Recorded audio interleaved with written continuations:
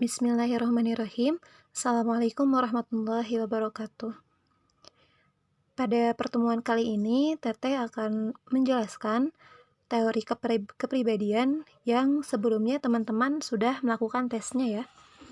Nah, teori kepribadian ini didasarkan pada buku Personality Plus karya Florence Littauer. Nah, mengapa sih kita harus melakukan tes kepribadian atau perlu melakukan tes kepribadian? Karena dengan hal tersebut kita dapat lebih mengenal diri sendiri dan bisa mencoba untuk memahami orang lain. Nah, dari sini juga ketika kita bisa memahami orang lain seperti apa karakter mereka dan seperti apa karakter kita, maka hubungan yang terjadi pun insya Allah akan lebih baik. Nah, kita langsung saja ke penjelasannya. Yang pertama yang perlu kita sadari adalah bahwa kita semua unik dan istimewa. Karena pada dasarnya setiap manusia yang diciptakan Allah Subhanahu wa taala diberikan berbagai potensi yang dapat dikembangkan dan tentunya bermanfaat baik bagi dirinya maupun bagi sekitarnya. Nah, selain potensi atau kelebihan, setiap manusia juga pasti memiliki kelemahan atau kekurangan yang berbeda. Nah, maka dari itu tidak ada manusia yang seharusnya merasa jumawa karena memiliki berbagai kelebihan, karena setiap manusia memiliki kekurangannya masing-masing dan yang sempurna hanyalah Allah. Nah, tiap-tiap dari kita memiliki campuran potensi, kelebihan, dan kekurangan yang berbeda. Bahkan orang yang kembar sekalipun, walaupun secara fisik mereka mirip, namun kita juga misalnya punya kenalan yang kembar, apakah mereka sama dari segala hal 100%? Kalau Teteh yakin sih tidak ya, karena mungkin ada yang berbeda dari segi kesukaan mereka, apa yang mereka impikan itu beda-beda. Apalagi kita gitu ya, yang punya latar belakang lingkungan, keluarga, kehidupan ya, yang mempengaruhi kehidupan kita dan karakter kita itu juga pasti berbeda-beda hasilnya. Nah, dengan memahami kelebihan dan kekurangan yang kita dan orang lain miliki, kita bisa mengoptimalkan apa yang telah Allah karuniai kepada kita. Kita bisa memaksimalkan potensi yang kita miliki. Siapa tahu di antara kita ada yang belum tahu potensi kita apa. Nah, dan juga belum tahu kekurangan kita apa, sehingga kita bisa juga menyikapi dan meminimalisir kekurangan kita, serta dapat memahami orang lain dengan kecenderungan kepribadian yang berbeda. Jadi bisa saling memahami ya. Selain itu, kita juga menyadari bahwa kita tidak lebih baik dari orang lain, pun kita tidak diciptakan lebih rendah dari orang lain. Dan kita berakhir pada kesimpulan bahwa masing-masing dari kita adalah unik dan istimewa ya. Nah, berikut tipe kepribadian yang dijelaskan dalam buku Personality Plus ini. Itu terbagi ke dalam 4. Sebenarnya ini bukan kepribadian yang saklek atau misalnya menjelaskan secara mendetail diri kita seperti apa, cuman memberikan gambaran mungkin ya, yang lebih dominan itu kita ini cenderungnya kemana sih gitu sikapnya, dan bisa memahami kepribadian dari 4 tipe ini, yaitu ada sanguinis, koleris, melankolis, dan flegmatis. Sanguinis ini adalah tipe ekstrovert, pembicara, dan optimis. Koleris ini ekstrovert, pelaku, dan optimis. Melankolis ini introvert, pemikir, dan pesimis. Dan flegmatis ini introvert, pengamat, dan pesimis. Nah, adapun sanguinis ini mempunyai campuran alami dengan koleris, karena mereka ini sama-sama ekstrovert dan sama-sama optimis. Adapun melankolis ini campurannya itu yang alaminya itu dengan flegmatis, karena mereka sama-sama introvert, sama-sama pesimis, dan lebih suka mengamati lah daripada menjadi pelaku begitu. Nah, adapun campuran dari kepribadian ini juga bisa berbeda-beda. Mungkin di antara teman-teman yang Teteh baca kemarin itu hasilnya ada yang sanguinis flegmatis, ada yang flegmatis melankolis, ada yang koleris melankolis, dan sebagainya ya. Nah, itu menunjukkan tipe kepribadian yang dominan, karena sebenarnya 4 kepribadian ini itu ada di dalam diri kita. Hanya saja dominannya yang mana itu yang lebih membedakan gitu ya.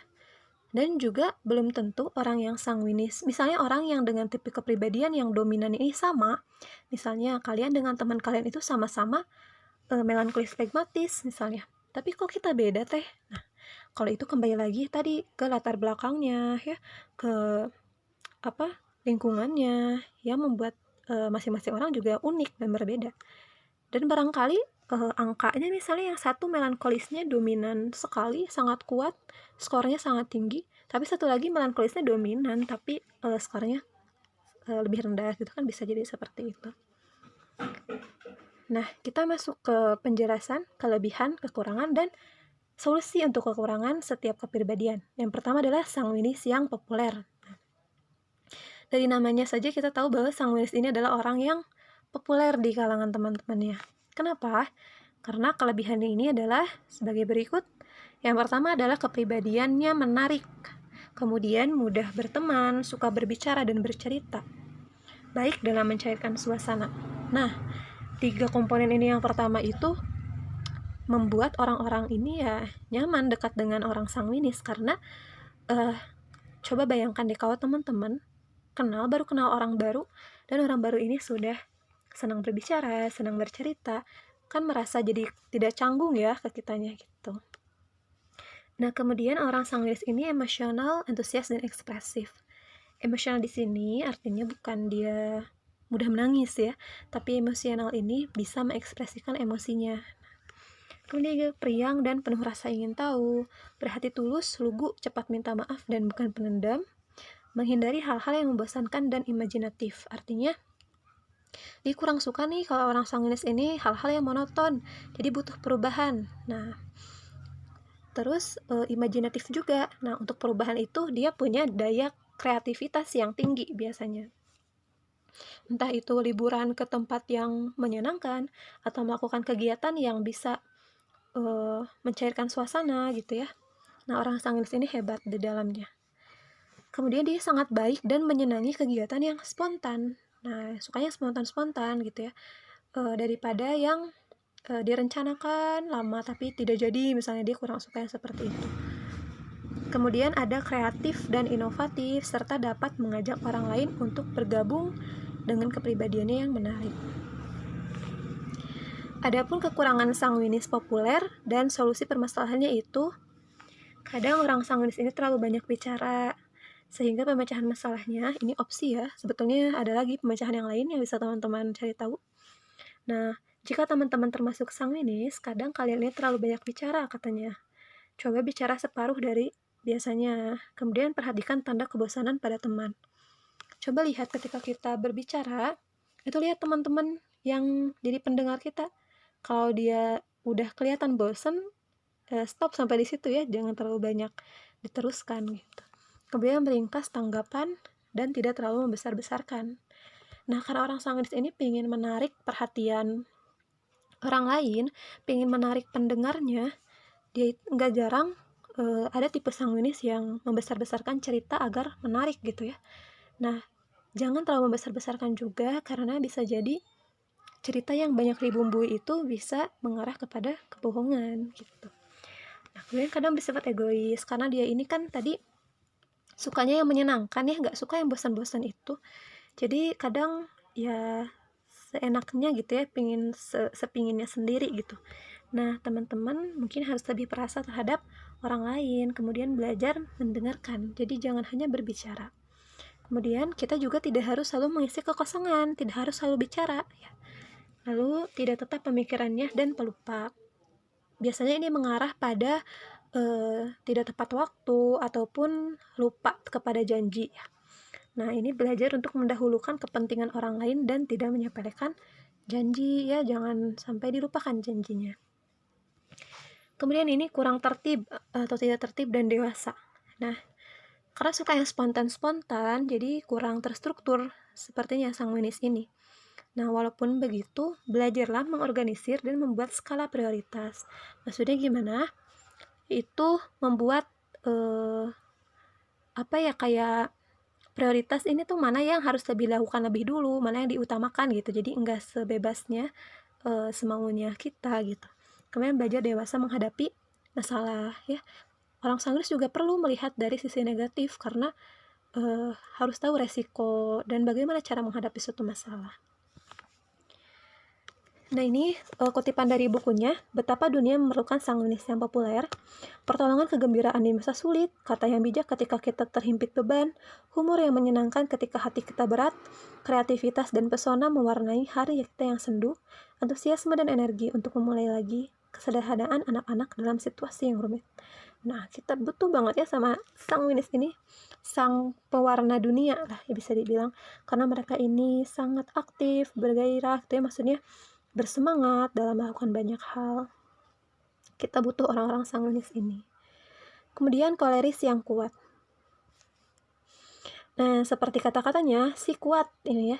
Dia ini berbakat pemimpin, dinamis dan aktif, sangat memerlukan perubahan, berkemauan kuat dan tegas, tidak emosional bertindak, artinya dia matang-matang ya kalau mau bertindak, tidak asal-asalan gitu ya. Kemudian tidak mudah patah semangat, bebas dan mandiri, memancarkan keyakinan, bisa menjalankan apa saja, berkembang karena tantangan. Biasanya keputusan atau pendapatnya selalu benar, berani membuat keputusan dan bergerak cepat. Wah, ini tuh tipe koleris ini si pemimpin yang bisa diandalkan ya. Dia ini punya perhitungan yang matang untuk melakukan sesuatu dan berani mengambil resiko. Kita butuh orang-orang koleris ya, karena di saat dunia atau orang-orang tidak tahu harus pergi ke arah mana, nah koleris ini yang berani maju untuk menentukan arahnya. Dan pendapatnya selalu benar, karena biasanya selalu benar, karena mereka sebelum menyatakan sesuatu atau mengajak orang lain, itu data yang dibawanya itu betul gitu ya. Tapi hati-hati juga karena bisa jadi koleris ini ya demi kepentingan sendiri gitu ya, atau demi kebaikan, itu tergantung kepribadian masing-masing juga. Kekurangannya apa sih? Nah, kekurangan dari koleris ini, dia ini merasa harus terus produktif. Nah, karena tadi pinginnya teh mencapai target, membawa perubahan gitu ya. Padahal tidak harus terus-menerus melakukan sesuatu. Cobalah relax ya koleris, kemudian menyingkirkan tekanan dan mencoba refreshing atau liburan. Nah, jadi refreshing dulu nih, baru nanti mulai lagi untuk lebih optimal. Kemudian merasa dirinya paling cocok sebagai pemimpin. Nah, karena biasanya orang koleris ini ditunjuk orang lain sebagai pemimpin dan terlihat baik ketika memimpin, kadang orang koleris ini jadi merasa dia yang paling baik sebagai pemimpin. Nah, padahal tidak seperti itu juga ya. Cobalah menanggapi dan tidak menyepelekan kepemimpinan orang lain. Jadi coba orang lain juga beri kesempatan, karena siapa tahu juga bisa ya. Kemudian kurang simpati. Nah, karena orientasinya atau tujuannya itu target, ya, dia punya target yang harus dia capai, dia kadang tidak memikirkan perasaan orang-orang di sekitarnya gitu ya, kurang simpati. Jadi cobalah memahami perasaan dan sudut pandang orang lain. Nah, kemudian orang lain kadang harus mengikuti caranya, sering bahkan harus mengikuti caranya, dan harus bergerak cepat gitu ya. Nah, latih juga kesabaran, koleris, kemudian perlunak pendekatan kita kepada orang lain. Karena ya orang lain juga yang tadinya senang memilih koleris ini menjadi pemimpin, namun ketika ditekan untuk melakukan sesuatu, ya tidak nyaman juga ya. Senang menasihati tanpa diminta, sehingga simpanlah nasihat sampai diminta ya. Kadang memang ingin meluruskan, tapi caranya juga harus enak gitu ya ke orang yang bercerita atau meminta nasihat kepada kita. Kemudian ia merasa selalu benar, karena memang suka benar, jadi merasa selalu benar kadang ya. Nah, coba menghargai pendapat orang lain, belajar minta maaf, dan mengakui bahwa kita bisa saja salah. Jadi tidak melulu harus dengan cara saya gitu, tapi orang lain juga boleh jadi punya solusi yang baik juga. Nah, betapa dunia memerlukan koleris yang kuat. Ya, tentu saja kita perlu koleris yang kuat sebagai pemimpin, ya. Yang terakhir sebagai pemimpin. Pribadi yang terakhir sebagai pemimpin ketika orang lain memerlukannya. Kesediaan mengambil resiko dalam situasi meragukan. Kebebasan untuk berdiri sendiri, peta jalan untuk orang lain ketika tersesat, dan pembuat keputusan yang cepat dan tuntas. Nah, yang ketiga kita masuk ke kepribadian melankolis yang sempurna. Sempurna, apakah mereka ini sempurna? Kita lihat ya. Nah, dari kelebihannya itu mereka adalah orang-orang yang mendalam dan penuh analitis, serius dan tekun, cenderung jenius, berbakat dan kreatif, puitis, perasa terhadap orang lain, suka berkorban, setia dan berbakti, mau mendengarkan keluhan dan dapat memberi solusi, idealis, perfeksionis, standarnya tinggi, terstruktur dan perlu menyelesaikan apa yang dimulai. Nah, sempurna di sini adalah orang-orang melankolis ini melakukan sesuatu dengan sebaik-baik usaha mereka gitu ya, dengan sebaik-baik perincian, dengan sebaik-baik analisis, dengan standar yang tinggi, atau mereka ini perfeksionis sehingga hasilnya harus sempurna gitu. Nah, biasanya para ilmuwan seperti Albert Einstein ya, kemudian Isaac Newton gitu ya, mereka adalah orang-orang yang melankolis, ataupun seorang seniman. Biasanya orang-orang melankolis karena pikirannya ini mendalam. Nah, adapun kekurangan melankolis yang sempurna adalah kadang mudah merasa tertekan. Nah, kenapa? Karena mungkin dari standar yang mereka buat ini tinggi ya, sehingga mereka juga kadang nggak puas sama hasil yang mereka dapatkan. Dan cenderung memandang sesuatu dari sisi negatif atau pesimis orangnya. Nah, caranya itu jangan mencari kesulitan dan mudah sakit hati, dan carilah sisi positif. Jadi jangan mudah tersinggung ya. Bukan jangan juga mungkin sulit, namun coba kita lihat dari sisi positifnya.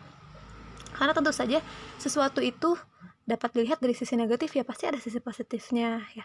Nah, ini tuh melankolis ini berbanding terbalik dengan sanguinis. Kalau sanguinis ini kan positif gitu ya, kalau melankolis ini lebih ke perasa, sensitif, dan tidak jarang melihat yang negatif. Dan keduanya ini perlu, tapi tidak boleh berlebihan juga. Kemudian terlihat tidak percaya diri. Nah, belajarlah tampil dan mengetahui hal-hal yang membuat kita tidak nyaman. Apa sih? Kenapa sih kita nggak percaya diri gitu? Padahal orang melankolis ini kan orangnya hebat ya. Sehingga ketika melankolis ini percaya dengan dirinya dan bisa mengontrol emosinya, maka menjadi orang yang hebat. Tuh. Kemudian suka menunda-nunda. Nah, melankolis ini lebih sering mempunyai waktu untuk merencanakan, sedangkan untuk melakukan atau actionnya ini kurang gitu ya, lama. Nah, do it now or never. Lakukan sekarang atau tidak sama sekali ya, sekarang aja lakukannya. Kemudian standarnya terlalu tinggi. Nah, kadang karena standarnya terlalu tinggi, membuat orang-orang di sekitarnya juga kurang nyaman, karena membuat mereka ini tertekan ya, kadang tidak bisa memuaskan melankolis gitu ya pekerjaannya. Kendurkan standar kita terhadap diri sendiri dan orang lain.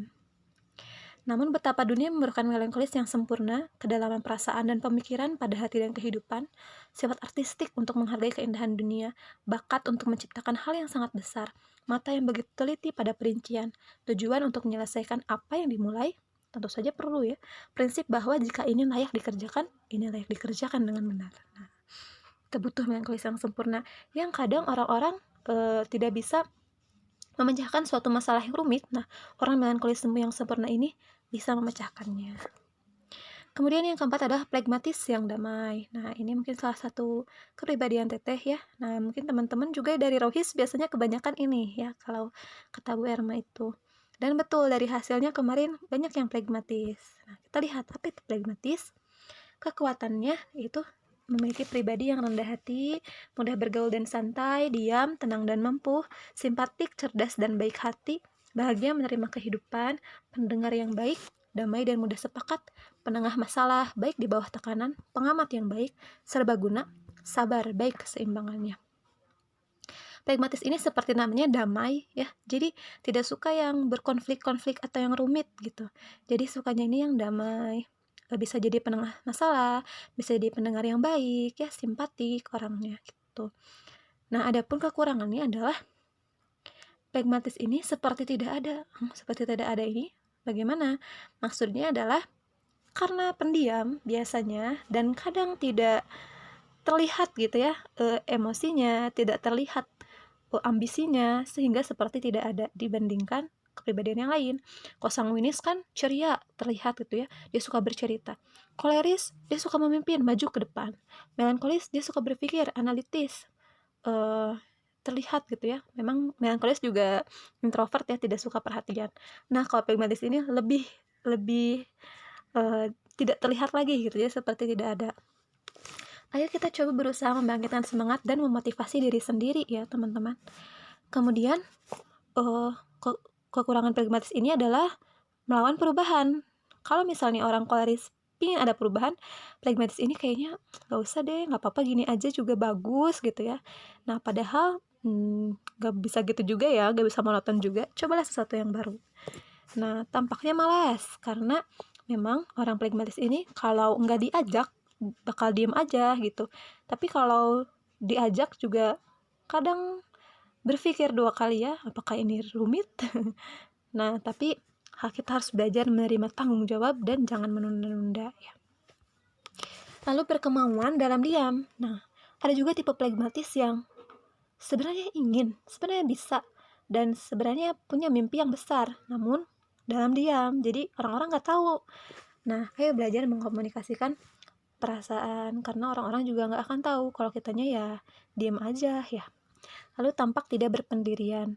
Nah, kadang labil juga karena tipe pragmatis ini bukan orang yang membuat keputusan dan tidak ingin membuat keputusan sebetulnya. Nah, karena mungkin tadi nggak enak sama yang lain, atau misalnya kalau ikut juga bukan masalah buat kita gitu ya. Nah, tampaknya tidak berpendirian, tapi cobalah kita berlatih membuat keputusan ya. Karena suatu saat ya kita akan dihadapkan dengan keputusan tanpa bantuan orang lain gitu. Kemudian sulit menolak. Nah, ini salah satu yang Teteh juga rasakan dulu itu, sulit menolak dan sulit bilang tidak kepada orang lain. Dan setelahnya kesulitan gitu ya, kesulitan sendiri kadang. Nah, ayo belajar mengatakan tidak. Apalagi demi kebaikan ya. Jangan sampai sesuatu yang kurang baik, kita juga nggak berani nolak. Wah, hati-hati ya. Kemudian ini, nah, betapa dunia memerlukan pragmatis yang damai, kesabaran dan kestabilan dalam menghadapi persoalan, kemampuan untuk mendengarkan sementara orang lain bicara, bakat bermediasi yang mengagumkan, belas kasihan untuk menghibur orang yang sakit hati, tekad untuk tetap tenang dan sebagai juru damai, kemauan untuk hidup dengan cara yang bahkan musuh pun tidak bisa menemukan hal yang buruk tentang diri seorang pragmatis untuk dikatakan. Wah, kita juga butuh pragmatis yang damai. Ketika orang melankolis mungkin menang sisi negatif, orang sanguinis terlalu banyak bicara mungkin ya. Koleris juga mungkin sangat senang memimpin gitu ya, sampai tidak menyadari sekitar. Nah, orang pragmatis damai ini bisa menjadi penengahnya gitu. Wah, sangat, apapun kepribadiannya punya kelebihan dan kekurangan masing-masing ya. Nah, mungkin cukup sekian penjelasan dari tipe-tipe kepribadian. Untuk teman-teman yang belum mencoba tes kepribadiannya, bisa cek kembali PPT dan link video yang disediakan di grup Rohis ya. Dan teman-teman yang tertarik untuk mempelajari lebih dalam bisa membaca atau membeli bukunya di toko buku terdekat ya, dengan judul yang sama, Kepribadian Plus atau Personality Plus, karya Florence Littauer. Mungkin cukup sekian, mohon maaf bila ada kesalahan dalam penyampaiannya dan ada suara-suara yang uh, selain suara teteh gitu ya. Silakan isi absennya sesuai link yang ada di grup. Assalamualaikum warahmatullahi wabarakatuh. Oh iya, dan yang ingin bertanya silakan bisa bertanya di kolom komentar, semoga bisa terjawab. Terima kasih.